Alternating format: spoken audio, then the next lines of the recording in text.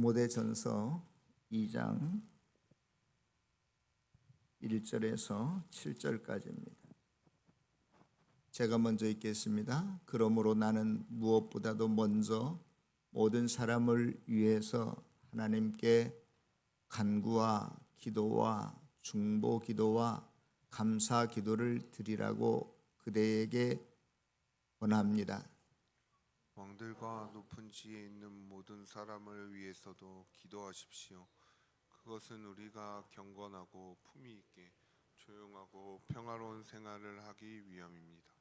이것은 우리 구주 하나님께서 보시기에 좋은 일이며 기쁘시게 받으실 만한 일입니다. 하나님께서는 모든 사람이 다 구원을 얻고 진리를 알게 되기를 원하십니다. 하나님은 한 분이시요 하나님과 사람 사이의 중보자도 한 분이시니 곧 사람이신 그리스도 예수이십니다. 그분은 모든 사람을 위해서 자기를 대속물로 내주셨습니다. 하나님께서 꼭 적절한 때에 그 증거를 주셨습니다. 다 같이 읽겠습니다. 나는 이것을 증언하도록 선포자와 사도로 임명을 받아 믿음과 믿음과 진리로 이방 사람을 가르치는 교사가 되었습니다. 나는 지금 참말을 하지 거짓말을 하지 않습니다. 아멘. 제2차 세계대전 중에 1940년 5월 달이었는데요. 독일의 그 나치 전차 부대가 벨기에와 프랑스를 급습해서 파죽지세로 몰려오게 됐습니다. 영국과 프랑스 연합군이 그때 약 40만 명이 프랑스 북부에 있는 작은 항구 도시인 덴케르크라고 하는 항구에 집결해 있었습니다. 지상에서는 독일군 기갑부대가 파죽지세로 몰려오고 또 독일의 항공기가 떠서 해안연안에 집결해 있는 연합군을 폭격하고 그 항구에 어떠한 영국군 군함도 들어오지 못하도록 독일의 유보트라고 하는 그 잠수함이 포진해 있었어요. 완전히 연합군은 땡게르트 항구에서 도간에 든 쥐처럼 꼼짝 못하게 됐습니다. 연합군은 정말로 어떻게 해야 될지 극심한 공포와 또 당시 영국군은 그 큰 군대를 잃어버릴 절망에 빠져 있을 때 영국의 왕이었던 조지 6세 1940년도에 영국의 처칠이 수상이 됐는데 바로 수상이 된 지 얼마 안 된 때 자리도 잡기도 전에 그러한 당황스러운 국가의 위기를 맞이하게 됩니다. 그래서 찰스 6세는 전 국민에게 국가 기도의 날로 정하고 모든 영국의 그 처칠 수상을 비롯해서 강요들과 함께 웨스트민스터 예배당에 모여서 기도를 하고 또 영국 전체의 교회와 성도들에게 함께 기도할 것을 선포하고 기도하게 됩니다. 그런데 이때 일어나기 힘든 일이 일어났습니다. 독일의 전차 부대가 그 덴게르크 해안까지 약 16km밖에 안 남았는데 갑자기 전차 파죽지세로 몰려오던 그 전차 기갑 부대에 이 전차 부대가 더 이상 오지 않고 스톱하게 됩니다. 왜냐하면 히틀러가 영문도 모르는데 이유도 모르는데 그 기갑 부대의 진격을 멈추게 명령을 했어요. 아무튼 그 기갑 부대가 멈추고 또 그 덴게르크 해안가에 폭격을 하던 그 독일군 그 전투기들이 그 근방에 갑자기 일주일 동안 안개가 너무나 자욱하게 깔려가지고 이륙도 못하고 착륙도 못하는 그러한 상황이 됐고, 여러분들이 잘 아시다시피 지도책을 펴놓고 보면 영국과 그 프랑스 사이에 도보 해협이라고 있는데 이 도버 해협은 평상시에 항상 파고가 높은 해협으로 유명한 해협입니다. 그런데 그때 갑자기 이 해협이 잔잔한 호수처럼 되는 거예요. 그래서 그 영국의 군함들이 댕게리트 그 해안가에 가서 그 많은 연합군들을 실어 날리고, 역사의 기록에 보면 그것도 모자라니까 영국의 조그마한 서너 명 타는 보트들도 합세해서 기록에 의하면 85척이나 되는 조그마한 배들이 그 댕게르트 해안가에 가서 모든 연합군을 실어 날려서 무사히 철수하게 되는 그러한 일들이 있었습니다. 이 댕게르트 그 철수 작전이 굉장히 전쟁사에서 유명한 그러한 철수 작전이었기 때문에 다키스트 하우스 아워라고 하는 영화도 있고, 또 댕게르크라고 하는 그 지명을 그대로 따서 생긴 영화도 있고, 여러 편의 영화가 있는데 제가 그 영화를 다 봤어요. 그런데 그 영화에서는 어떤 종교적인 색채가 드러나지 않지만 무엇인가 보이지 않는 힘이 그 영향력을 끼쳐서 그 철수 작전이 성공적으로 일어났다, 그러한 메시지를 던져주고 있거든요. 그런데 실제적으로 그 역사의 기록에 의하면 당시 영국군 장교였던 윌리엄 테넌트라고 하는 사람이 마지막 군함에 몸을 싣고 그 배가 떠나는데 그때 뭐라고 이야기하냐면, 하나님 참 감사합니다. 이것이 역사의 기록으로 남아 있습니다. 사랑하는 성도 여러분, 댕게르트 철수 작전뿐만이 아니라 성경에 보면 하나님이 개입하셔서 전쟁을 승리로 이끈 경우가 사례가 굉장히 많습니다. 저와 여러분들이 잘 아는 것처럼 아브라함은 318명밖에 안 되는 군대를 가지고 5개국의 연합군을 물리치고 조카 롯을 데리고 오는 사건이랄지, 또 기드온은 300명 용사, 이 조그마한 용사 데리고 메뚜기처럼 많은 미디안 군대를 물리친 것이랄지, 또 여러분 열왕기하 9장에 보면 거기에 아수르 군대가 이스라엘을 쳐들어왔을 때 그 다음 날 아침에 나가 보니까 아수르 군대 18만 5천 명이 송장이 되었더라. 성경은 그렇게 기록되어 있어요. 너무나도 많이 있습니다. 전쟁에서뿐만이 아니라 하나님께서는 우리가 기도할 때 먹을 것이 떨어졌을 때 먹을 것을 채워주시기도 하고 공급해 주시기도 하고, 우리가 여러 가지 병에 걸렸을 때 하나님께 믿음으로 찾아가고 기도했더니 그 병자가 나았던 사례는 수도 없이 많을 정도로 성경에 많이 기록되어 있습니다.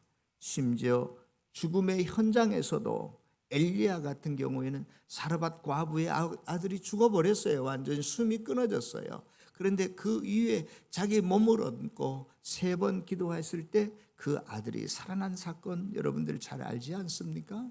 죽은 나사로의 그 묘지 앞에 가서 예수님께서 나사로야 일어나라 했더니 그 죽었던 나사로가 살아났던 것 우리는 다 기억할 수 있습니다. 사랑하는 성도 여러분, 기도는 이처럼 우리 일상에서 일어날 수 없는 일을 일어나게 만드는 것이 저와 여러분들이 하는 기도인 줄로 압니다. 여러분, 우리가 기도할 수 있다면 어떠한 일에도 걱정하지 마시고 낭망하지 마시고 슬퍼하지 마시기를 바랍니다. 오늘 디모데전서 2장 본문에 보면 사도 바울이 자기의 아들과 같고 제자와 같은 지금 에베소 교회를 담임하고 있는 디모데에게 이야기를 하면서 뭐라고 이야기하냐면, 무엇보다도 먼저 그렇게 이야기합니다. 다시 말해서 개역 성경에서는 첫째로 너희를 권하노니, 이 말은 첫째라고 하는 것은 서수예요. 차례나 순서를 가리키는 말이지 않습니까? 그런데 이게 첫 번째라는 의미도 있지만 여기서 그보다 더 강조하는 의미는 뭐냐면 가장 중요한 권고는 이런 뜻이에요. 첫 번째라는 이야기도 있지만 이 첫째라는 서수 안에 들어있는 성경의 이 단어는 가장 중요한 것은 그러한 이야기입니다. 다시 말해서 지금 디모데가 앞으로 담임 목사의 역할을 잘 감당해야 될 가장 중요한 것은 그런 뜻이에요. 네가 그리스도인으로서 선한 싸움을 싸우기 위해서, 승리하기 위해서 가장 중요한 조건, 여건이 있다면 기도라는 이야기입니다. 기도. 첫째로 가장 중요한 것은 기도라는 이야기예요. 여러분 왜 교회에 나오십니까? 왜? 사람 구경하러 나오시는가요? 분명히 성경은 내 집은 만민이 기도하는 집이다, 그렇게 선언하고 있죠. 그런데 많은 분들이 나오셔서 하나님을 사모하는 마음이나 준비 기도가 없이 나오면 어떠한 일이 발생하냐면, 내 눈에 보이는 저 집사님은 오늘 어떠한 옷을 입고 나왔나, 헤어스타일이 어떤가, 이런 외모가 먼저 들어올 거예요. 그런데 성경은 너희들이 사람 보고 구경하고 평가하기 위해서 교회에 나오는 게 아니야. 너희들에게 있어서 가장 중요한 것은 무엇이냐? 기도하는 일이야. 교회에서 기도하는 일보다 더 우선되고 중요한 일은 없어. 그것이 오늘 본문의 키포인트입니다. 여러분들이 교회 안에서 맡은 직분들이 많이 있으실 거예요.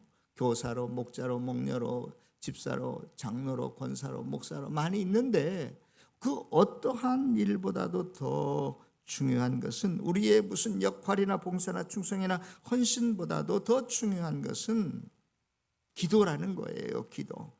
그래서 오늘 본문에서 저와 여러분들이 신앙생활에서, 교회에서 가장 먼저 해야 될 일, 가장 중요한 일을 기도라고 이야기하면서, 그러면 그 기도를 어떻게 드릴 것인가 라고 하는 것입니다. 우리 1절을 다 같이 한번 천천히 읽어볼까요? 화면에 띄워주실래요? 다 같이 한번 읽어보겠습니다. 시작. 그러므로 나는 무엇보다도 먼저 모든 사람을 위해서 하나님 앞에 간구와 기도와 중보 기도와 감사 기도를 드리라고 그대에게 권합니다. 어떤 의미에서 이제 여기에 나오는 간구 기도, 중보 기도, 감사는 다 기도라고 하는 낱말인데요. 좀 더 뭐라 그럴까요? 기도하는 방법이라기보다는 기도하는 종류, 다양성, 이런 것들을 말하고 있는데, 한 가지 여러분들에게 잠깐씩 좀 소개하려고 그래요. 자, 우리가 먼저 간구하는데, 여러분 왜 이렇게 간구를 하라고 했을까?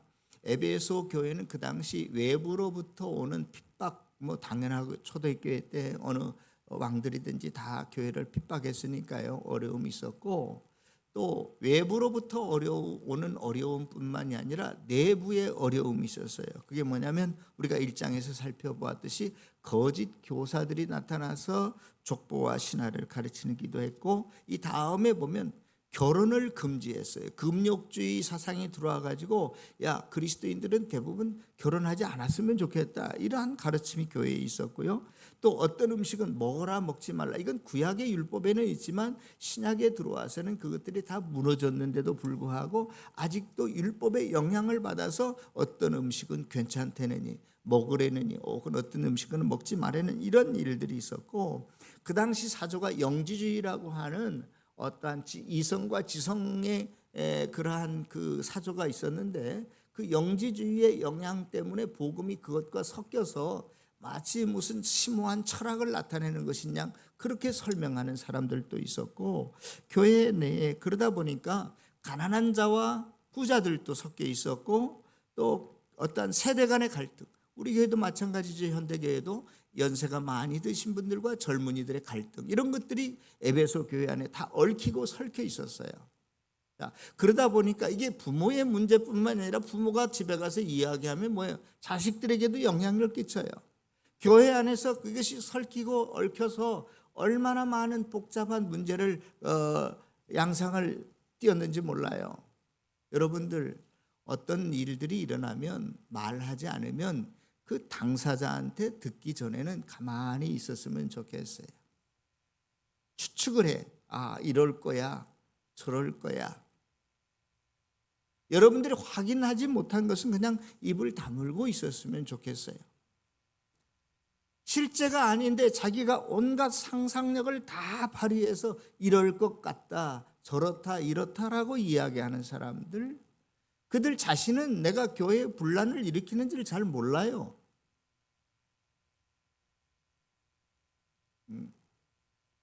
교회 안에서 제발 이러지 말았으면 좋겠어요. 여러분들이 상상한 게 그게 현실이 아니고 사실이 아닌데 다들 그렇게 생각해. 이 사람한테 가서 이런 말하고 뒤돌아서 저 사람한테 저 사람 말하고 저런 말하고, 본인은 지금 자기가 무슨 말 하는지도 모르는데 그 역할이 상대방을 서로 상처나게 만들고 멀어지게 만드는 것조차도 몰라. 성도 여러분, 교회는 그러한 곳이 아닙니다. 그러한 곳이 아니지만 그러한 현실이 우리 교회에 있고 2000년 전에 에베소 교회에도 똑같이 있었어요. 그래서 그러한 상황 속에서 지금 사도 바울이 그 교회를 향해서, 그 목사님을 향해서 뭐라고 말하냐면, 너희들이 쓸데없는 짓 하고 있단 말이야. 입 다물고 기도해라. 이것이 오늘 본문의 핵심입니다. 기도하지 않고 자기 생각을 앞세우고 자기 판단을 앞세우고 이 사람은 이러니 저 사람은 저러니, 여러분들이 그렇게 결정할 권리가 없어요. 여러분들의 생각이 결코 옳지 않습니다. 내 결정이 결코 바른 결정이 아니에요. 내 의견이 정당하지 않습니다. 그럼에도 불구하고 자기가 최고인 양, 항상 자기의 의견이, 자기의 생각이 올바른 것인 양, 그렇게 여러분들이 스스로 판단하고 결정하면 여러분들의 마음은 상할 대로 상해 있습니다. 지금 내 마음이 상해 있습니까? 이건 내 자신의 문제이지 다른 사람의 문제라고 생각하지 마십시오. 오해하지 마세요. 착각하지 마세요. 성경은 그러한 일이 있기 전에 너희들이 그러한 일이 있을 때라도 엎드려 기도하면 그 문제가 해결이 된다는 거예요. 그러면 오늘 성경에는 기도와 간구와 중보기도와 감사기도를 드리라고 했는데, 간구가 뭔가, 간구가 뭔가, 이것은 부족함 속에서 요청되는 간절한 어떤 마음이라고 할 수 있어요. 간절한 마음. 우리가 기도할 때 이러한 간절함이, 절절함이 없이는 기도가 이루어지지 않는다, 그러한 이야기도 되겠죠. 우리가 기도할 때 어떻게 해야 된다고? 간구해야 된다라고 하는 것은 절실히 필요함을 가지고 간절한 마음으로 하나님 앞에 요청드리는 기도가 간구예요. 간구. 우리가 마태복음 15장에 보면 자기 딸이 귀신 들려서 엄마가 예수님께 옵니다. 예수님께 와서 예수님, 나를 좀 불쌍히 여겨주세요. 그랬더니 예수님께서 아무런 대꾸도 안 하시는 거예요. 여러분들 가장 무시하는 게 뭔 줄 아십니까? 아무런 대꾸도 안 해버리는 거예요. 말을 안 해버리는 거예요. 이게 가장 상대방을 무시하는 거거든요. 차라리 뺨 한 대 때리고 얼굴에 침 뱉는 게 나아요. 아니, 그렇게 해야 말을 통해서 내가 지금 뭐가 잘못했는지도 깨달을 수 있고, 내가 뭐 때문에 당신의 이것 때문에 마음 상한 것도 알 수 있지. 말을 안 해버리면 상대방을 완전히 무시하는 거거든요. 예수님께서 무시했어요. 지금 얼마나 필요했으면 이 여인이 와서 내 딸 좀 고쳐주세요, 나를 좀 불쌍히 여겨주십시오. 그런데도 예수님께서 아무 대꾸도 안 하고 가시니까 이 여인이 더 따라 붙습니다. 더 큰 소리로 이야기합니다. 그러니까 제자들이 안 되겠던지 예수님을 향해서, 예수님, 저 여자 입 좀 막아주세요. 지금 저 여자 때문에 시끄러워서 견딜 수가 없습니다. 그런데 그때 예수님께서 뭐라고 말씀하셔? 나는 이스라엘 사람들에게 왔지, 이스라엘 사람들의 잃어버린 양들을 위해서 왔지 저런 여자를 위해서 온 거 아니야. 나 이방 사람들 위해서 온 게 아니야. 아니, 이건 예수님의 기본적인 사역의 태도가 아니잖아요. 그런데도 이 여인은 계속해서 이야기합니다. 좀 저를 도와주세요. 악착같이, 정말로 간절한 마음으로. 그랬더니 이번에는 예수님께서 더 심한 말씀을 하시죠. 뭐라고 말씀하시죠? 야, 지금 주인의 상에서 내 아들이 먹는 빵을 빼앗아다가 개한테 던져주는 사람이 어디 있느냐? 내가 너에게 은혜를 베푸면 마치 내 아들이 먹는 빵을 뺏어다가 걔한테 던져주는 꼴이야. 이 여인을 뭐라고 지금 취급하는 거죠? 비유적이지만 넌 개야, 이런 뜻이야. 야, 여러분들, 그러한 모욕을 당했는데도 이 여인은 아랑곳하지 않습니다. 내 딸이 낫기만 한다면 이보다 더 수치스러운 일, 창피한 일을 당해도 내가 무릅쓰겠습니다 하고 간절히 주님 앞에 메어 달립니다. 뭐라고 말을? 이 여인이 하는 말이, 개도 부스러기는, 찌끄러기는 거기서 얻어먹을 수 있지 않습니까? 좀 찌끄러기라도 부스러기라도 좀 주세요. 그 간절함에 주님께서, 성경을 보세요. 예수님이 감탄사를 바란 적이 없어요. 그런데 이때 예수님께서 이 간절한 여인의 간구를 보시고, 내가 이스라엘 중에서도 이만한 믿음을 가진 사람을 보지 못했다. 그리고 그 여인의 딸 귀신을 고쳐주셨습니다. 사랑하는 성도 여러분, 저와 여러분들이 어떤 기도 제목을 가지고 주님 앞에 기도할 때 이러한 간절함으로 하나님 앞에 나아가는 저와 여러분들 되시기를 바랍니다. 그 다음에 기도는 또 뭐냐? 기도는 간구와 어떤 차이가 있냐면, 간구는 어떠한 문제 현상에 초점을 맞추었다 하면, 여기 오늘 본문에서 말하는 이 기도는 관계에 초점을 맞추는 것입니다. 예수님께서 마태복음 6장에 보면 너희들이 기도할 때 이렇게 기도하라고 하시면서 골방에 들어가서 기도하는데, 그때 누구에게 기도하라? 내 하나님께, 너의 하나님께 기도하라고 그랬어요. 그럼 은밀한 중에 계신 하나님께서, 누구의 하나님께서 너의 기도를 응답해 주시겠다? 너의 하나님께서. 이게 관계입니다. 우리가 기도할 때 하나님과 부자지간의 관계가 맺혀지지 않으면 우리의 기도는 항상 중언부언하는 기도, 이방인들이 드리는 기도를 할 수밖에 없다. 그 본문에서 그렇게 말하고 있어요. 그러므로 사랑하는 성도 여러분, 우리가 어떠한 기도를 하기 전에 먼저 나와 하나님과 무슨 관계에 지금 놓여 있는가? 아무런 관계가 없으면 하나님께서 도저히 응답해 주고 싶어도 줄 수 없다는 거예요.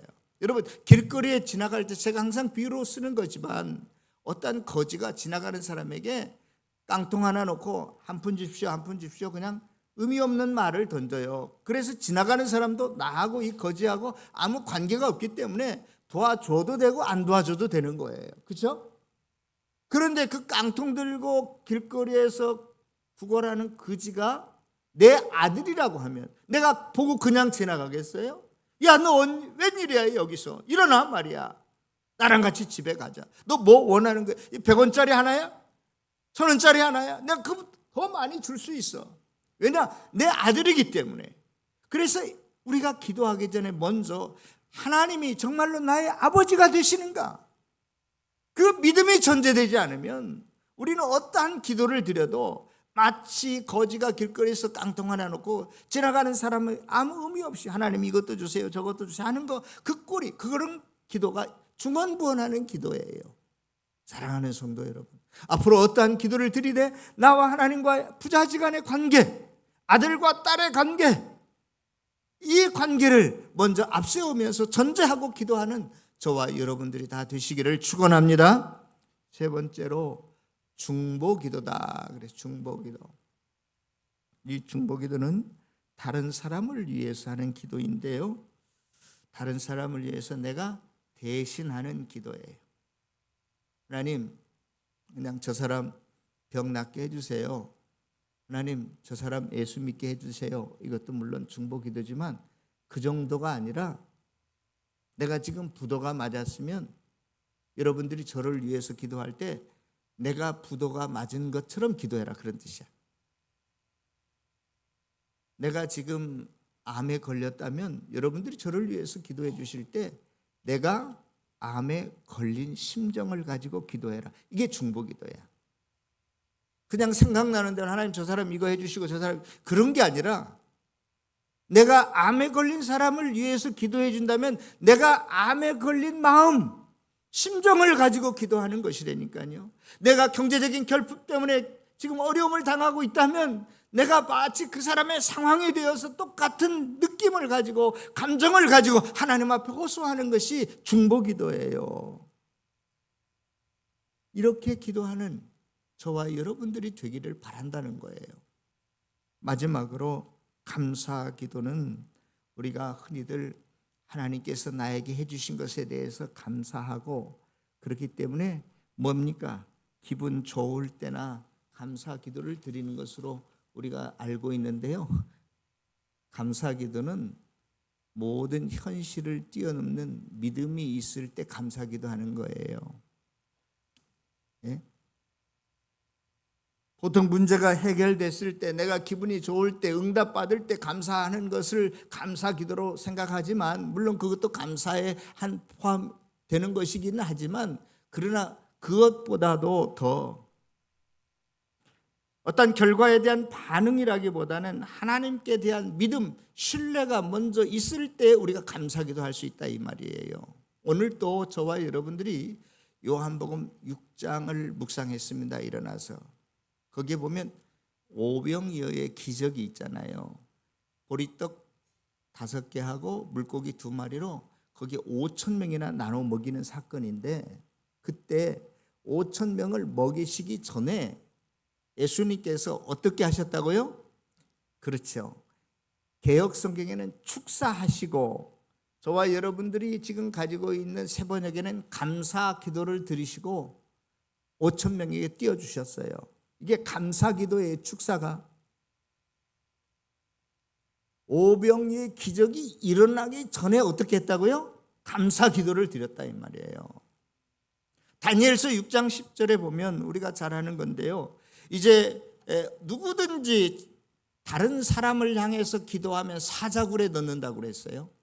그때 다니엘이 그 소식을 듣고도, 왕의 공포를 칙령을 받고도 뭐라고 말하냐면, 뭐라고 그가 행동하냐면, 그 동쪽 창문을 열어놓고 예전에 기도하던 그대로 하루에 3번씩 어떻게 했다? 감사 기도했다, 그렇게 되어 있어요. 성경에 보세요.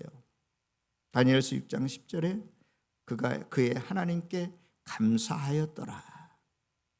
자, 감사 기도를 드렸는데 그러면 사자굴에 던지지 말아야지. 그거 어떻게 됐습니까? 감사 기도를 드렸는데도 사자굴에 던져졌어요. 그러나 하나님께서 그를 다시 살려내시죠. 그러므로 사랑하는 성도 여러분, 저와 여러분들이 기도한 것이 응답이 돼서 기분이 좋아서 기도를 드릴 수도 있지만, 감사 기도는 그 이전에 믿음을 가지고 내 현실 속에서 하나님, 이것은 분명히 이루어질 줄로 믿습니다라고 하나님 앞에 미리 감사하는 거예요. 혹은 하나님께 대한 신뢰, 믿음의 고백이 감사 기도예요. 이러한 저와 여러분들이 다 되시기를 다시 한번 주의 이름으로 축원합니다. 여러분들이 잘 아는 한국교회, 대표는 아니지만 그래도 좋은 교회로 소문난 교회 중에 100주년 기념교회라고 있습니다. 예전에 여러분들이 다 좋아하시는 이재철 목사님께서 심무하셨을 때 일인데요, 그 교회 자기가 잊을 수 없는, 지금은 은퇴하셨지만 그 목사님께서 2번 큰일이 있었다고 고백하는 걸 들었어요. 한 번은 뭐냐면, 목회하는 도중에 여름인데 초등부 아이들이 여름 캠프에 나갔다가 초등부 학생 하나가 익사했습니다. 얼마나 교회가 힘들었겠어요. 그런데 그 부모는 교회 중직자, 엄마도 그렇고 아빠도 그렇고 중직자의 자녀였어요. 그런데 부모의 뭘 비난하는 건 아니라 하여간에 그분들이 교회에 대해서 민사 형사 소송을 걸어가지고 2년 반 동안 목회자로서 얼마나 많은 시달림이 있었는지, 교회가 어려움 속에 있었는지 이루 다 말할 수 없었다. 그것이 한 가지 기억에 남는다. 그런데 그 사건이 이제 겨우 해결이 되고 조금 지나서 또 똑같은 일이 벌어진 거예요. 그런데 이번에는 누구의 아들이 그 변을 당했냐면, 엄마는 서리 집사고 아빠는 교회 나온 지 서너 주일밖에 안 되는, 그 소식을 듣고 목사님이 머리가 하얘져 버린 겁니다. 이제 우리 교회가 끝났나? 이런 생각 안 가질 수 없죠. 그런데 그 정말로 힘들고 어려운 것을 예상하고 이제 다 위로하고 어쨌든 간에 하간 예배를 드리는데, 그 초신자인 교회 몇 번 안 나온 아빠가 하관 예배 끝나기 전에, 목사님 제가 몇 가지를 적어 가지고 왔는데 오늘 이렇게 성도들이 다 모였는데 한번 이야기를 하고 싶습니다. 목사님이 당황했지만 그래요, 한번 해보세요. 제가 그대로 여러분들한테 읽어드리겠습니다. 우리 아들 민웅이가 엄마 뱃속에서 그리스도인으로 잉태되고 모태신앙으로 태어나서 유아 세례인으로 살게 하신 하나님 감사합니다. 이 아들을 먼저 하나님의 나라로 불러가시되 이 아이가 세상에서 때 묻기 전에 순결한 영혼인 채로 불러가시니 감사합니다. 아들을 데려가시되 교통사고처럼 끔찍한 사고의 현장이 아니라 하나님의 말씀을 배우는 수련회장에서 데려가시니 감사합니다. 사랑하는 아들이 떠났기 때문에 그 빈자리가 당장 허전하고 쓸쓸하겠지만 하나님의 은혜로 채워주심을 믿기에 감사합니다. 다른 장례식들보다도 내 아들의 장례식을 위해서 많은 교우들이 이렇게 위로해 주시고 사랑을 베풀어 주셔서 감사합니다. 제가 그대로 읽어드린 거예요. 저는 무슨 중직자의 무슨 또 초신자의 이 가정을 비교하려는 거 아니에요. 우리가 부모의 마음은 두 가정 다 이해할 수 있어요. 그러나 이 시간 제가 여러분들과 나누고 싶은 이야기는 이 초신자 아버지의 마음, 신앙입니다. 교회에 나온 지 몇 번 안 되었지만 이 믿음이 어디서 났을까? 믿음의 고백을 했더니 교회가 그 일로 인해서 더 큰 부흥을 맞이하게 됐다는 거예요. 사랑하는 성도 여러분, 저와 여러분들도 마찬가지입니다. 우리는 아들을 잊지는 않았지만 여러 가지 많은 걱정, 근심, 염려가, 힘들고 어려운 문제가, 상처난 마음들이 저와 여러분들에게 다 있습니다. 내가 주기도 하고 받기도 하고. 그럴 때 더 이상 걱정하지 마십시오. 염려하지 마십시오. 기도할 수 있는데 왜 걱정하십니까? 감사 기도할 수 있는데 왜 염려하십니까? 우리가 기도함으로 남은 생애를 승리하며 살고 저와 여러분들이 화평을 이루는 사람으로 살고 하나님을 드러내는 사람으로 살아가는 복된 성도들이 다 되시기를 다시 한번 주의 이름으로 축원합니다. 기도하겠습니다.